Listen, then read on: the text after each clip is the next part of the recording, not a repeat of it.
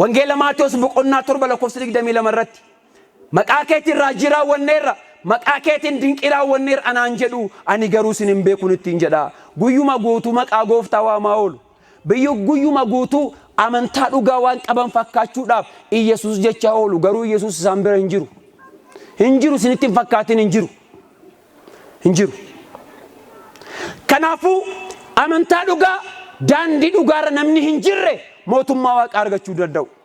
Amantaan isaa jallaa yoo ta'e waaqeffannaan isaas jallaadhuma. Amantaan isaa dogongora yoo qabaate waaqeffannaan isaas dogongoruu mala. Kanaafuu amantaa meeqa jira? Amantaa meeqati jira? Meeqati jira? Tokko. Amantaan tokkittiin kun fuula Waaqaatti nama geessiti, mootummaa Waaqaa nama galchiti. Amantaa kana keessa mootummaa Waaqaatti galuudhaaf maal gochuun qaba yoo jettan, tokkoffaayi amanaayi nuun jedha. Lammata cuuphamaayi maal godhaa? Maal godhaa? Cuuphamaa. Wangeela Maarqos boqonnaa 16 lakkoofsa 16 kan amane kan cuuphamees ni fayyaa nuun jedha. Mootummaa bara baraa jireenya bara baraa argata nuun jedha. Kanaafuu jireenya bara baraa argachuudhaaf cuuphaan dirqama. Isaan bira cuuphaan hin jiru.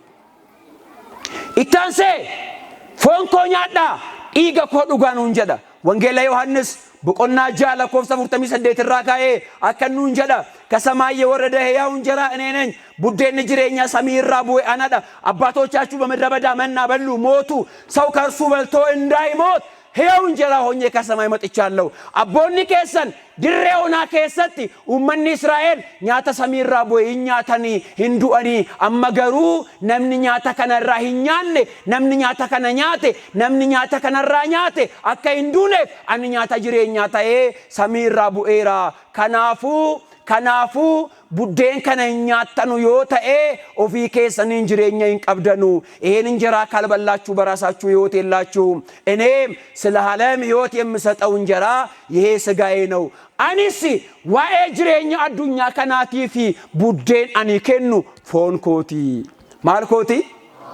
ማልኮቲ ጉያጂ ማታ ፈኖ እረቲ ኩቴ ከኑፍ ከነ አንገላሴ ከኑፍ ከነ ይጋፈ ሆኒሳት ይሁዶኒ ማርጀዳኒ ኤጋ namni kuni foon isaa kutee nuuf kennuudhaaf dhiiga isaa akka dhugnu nuuf kennuudhaaf akkamitti danda'a jedhani gooftaan deebisee maal jedhe wangeela Yohaannis boqonnaa 6 lakkoofsa 52 irraa ka'ati ilaala akkas jedha እውነት እላችኋለሁ ስጋዬን የሚበላ ደሜን የሚጠጣ የዘላለም ሕይወት አለው ዱጋንስ እኔን jedha foon koo kan nyaatu dhiiga koo kan dhugu jireenya bara baraa qaba jireenya kamii qaba jireenya kamii qaba jireenya bara baraa qaba እርሱ ስጋዬን የበላ ደሜን የጠጣ በእኔ ይኖራል እኔም በእርሱ እኖራለሁ foon koo kan nyaatu dhiiga koo kan dhugu anaan jiraata ani immoo isaanin jiraadha kanaafuu saba waaqayyoo ta'uudhaaf ijoollee waaqayyoo ta'uudhaaf maatii waaqayyoo ta'uudhaaf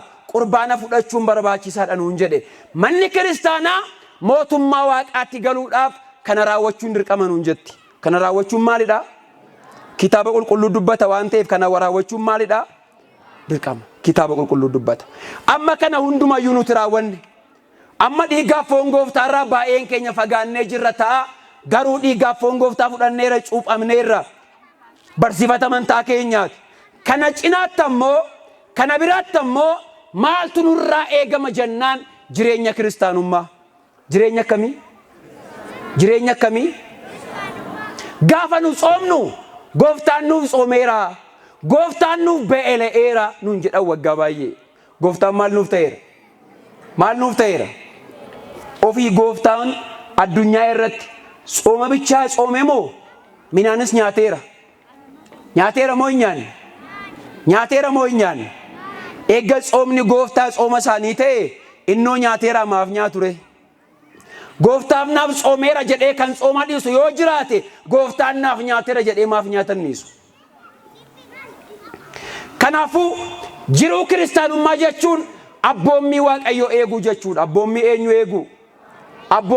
eeguu abboommiin waaqayyoo namni hin eegin namni hin raawwatin mootummaa waaqaatti galuu hin danda'u wangeela Yohaannis Luqaas boqonnaa 18 lakkoofsa 18 irratti maal nuun jedha gooftaan keenya Iyesuus Kiristoos namnichi dargaggeessa qabeessa ta'e tokko gara gooftaa dhufeetoo maal jedhee yaa gooftaa jireenya bara bara akkan argadhuuf maal gochuudhaan qaba jennaan abboommii koo eegi hinatin hinajjin sobaan dhugaan bayin sanbata kabaji abbaa fi haadha kee kabaji abboommii isaatti hime.